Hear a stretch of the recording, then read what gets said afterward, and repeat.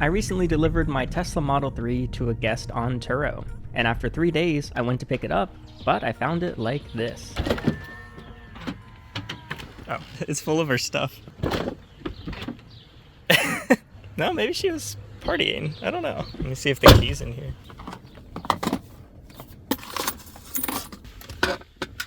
Turo's been really interesting, because I'll hand the keys over to a polite family of 4 who drives like 5 miles under the speed limit, and they just go hit the beach or something. They picked my car because they want something safe and comfortable for their kids to enjoy, and then the next day it's off to someone celebrating their birthday.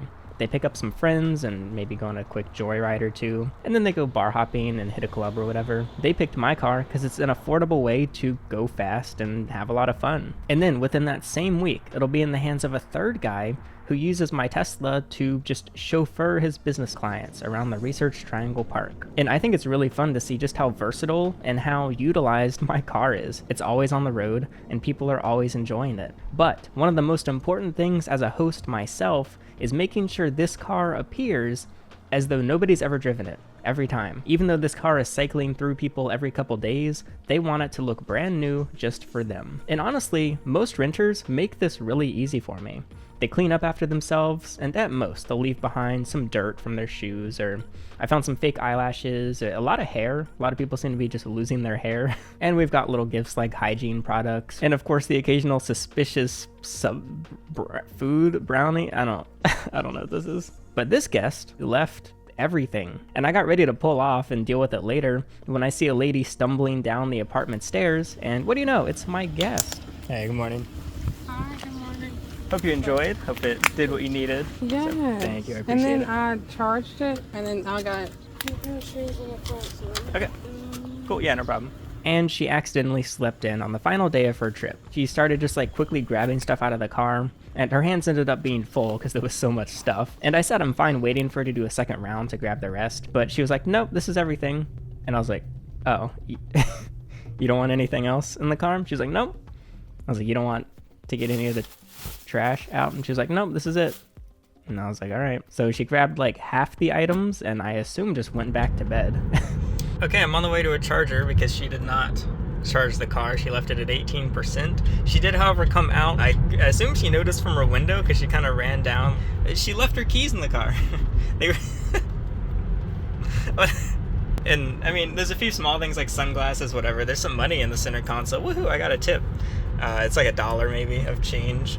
I haven't looked in the back yet. There were like 3 pairs of shoes, a couple jackets, a few bags of fast food. I mean, nothing, none of that's a huge deal, but what do I do with this? And honestly, if a guest is otherwise perfect, or if they tell me in advance, like, hey, I'm running behind, I might not be able to get it charged up all the way, I'm like, yeah, no problem, I just overlook it.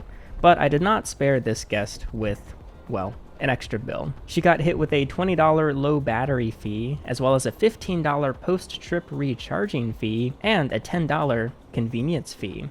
I don't make these prices, it's all on Turo's side, and I just take whatever money I can get. It cost me about $8 to fill the car up, so I got an extra $37 for sitting at a supercharger for like 15 minutes. And okay, great, I have all these new cool free gifts in my car, but also something of mine was missing. Now, Teslas have 8 exterior cameras, so a lot of you leave comments like, when there's damage to the car, why don't I just go through the security footage and use that as evidence against the guest?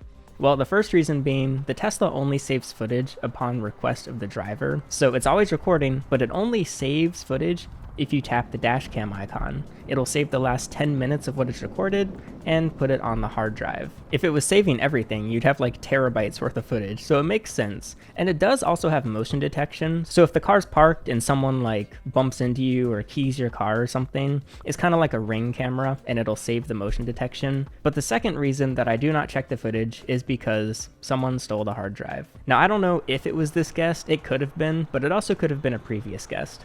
But I'd gotten like a nice little Tesla branded USB drive, which was inserted into the center console, and it's gone. Now, I lose a lot of items in this car. People keep taking my phone chargers, so at this point I just don't put chargers in anymore. I think it could be an honest mistake that you think it's your cable and you take it, but there's no way you accidentally take a Tesla branded hard drive that's plugged into the car. So yeah, that's why I cannot check the security footage, but anyway, about 30 minutes after I get home, she realizes that the keys are missing. She calls me and asks for my location so she can Uber to me to pick the keys up, but I had other stuff to do, and I didn't feel like waiting around. Also, I hadn't eaten since the day before, so I was just on the way to grab lunch. And technically, I had no obligation to return the lost items per Turo terms of service. It's just whatever's lost is no longer yours. But I figured, okay, A, that's kind of mean. These are all of her keys. And B, I could just hold them for ransom. So I told her I would return the keys if she cash apped me. I looked up how much an Uber would be from her to me, and it would have been about $60 round trip. So I think I was fair, and I asked for $30 to return the keys, to which she was like, all right, that's fine. She cash apped me the money, and it turns out the keys weren't even hers. They were her friends who were staying with her, and her friend was out of state. So she was literally stranded in North Carolina and couldn't start driving home because her car key was, well, in my car.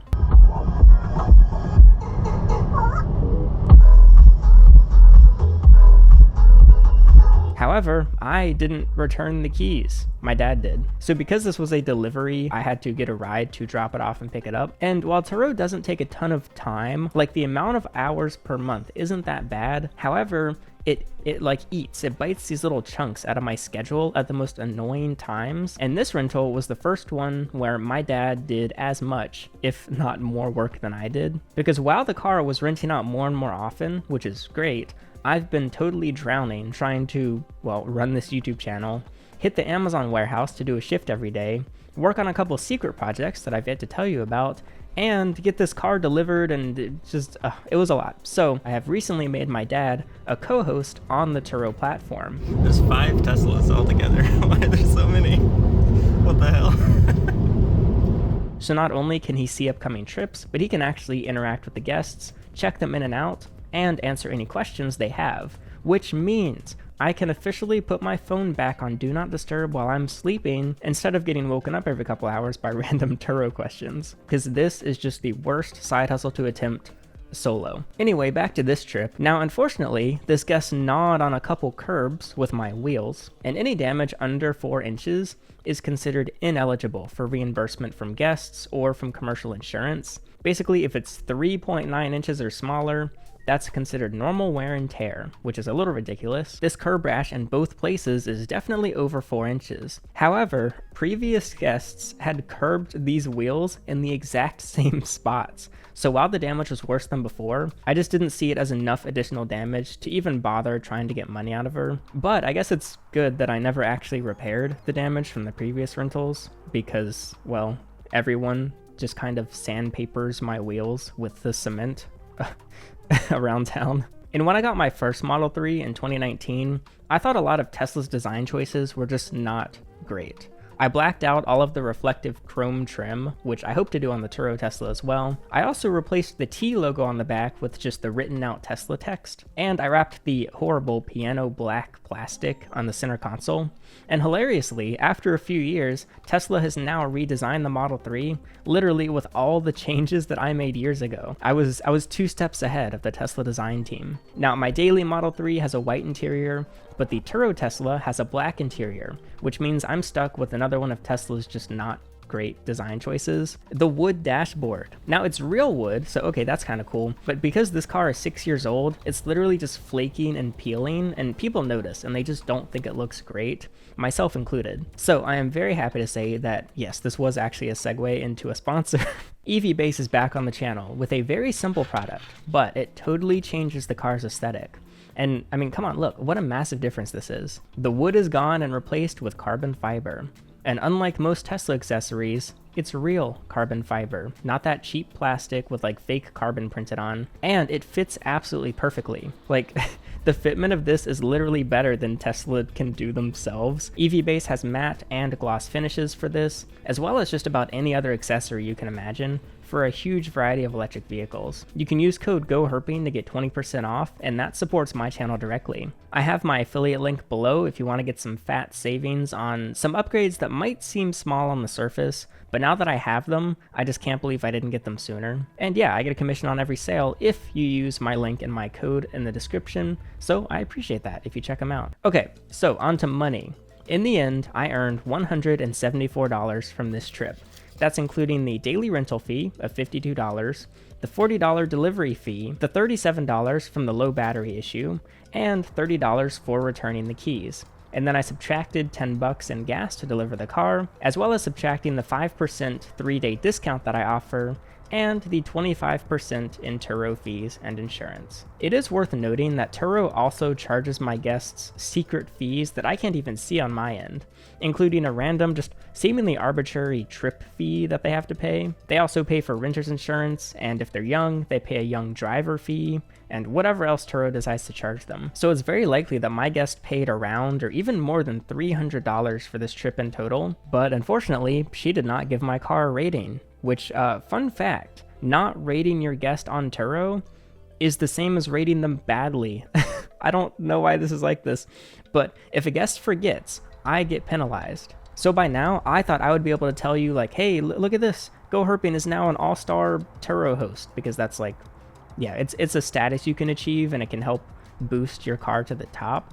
But I'm currently considered to have a poor standing because some guests just didn't leave a rating. So thank you for that, Turo. Very cool. I would consider this my third trip so far that was not ideal and out of the norm. The majority of guests have honestly been great, but if you would like to see more, I'll link my Turo playlist below, which includes a guest that returned my car with missing parts, and a 2-star renter that ended up getting stranded.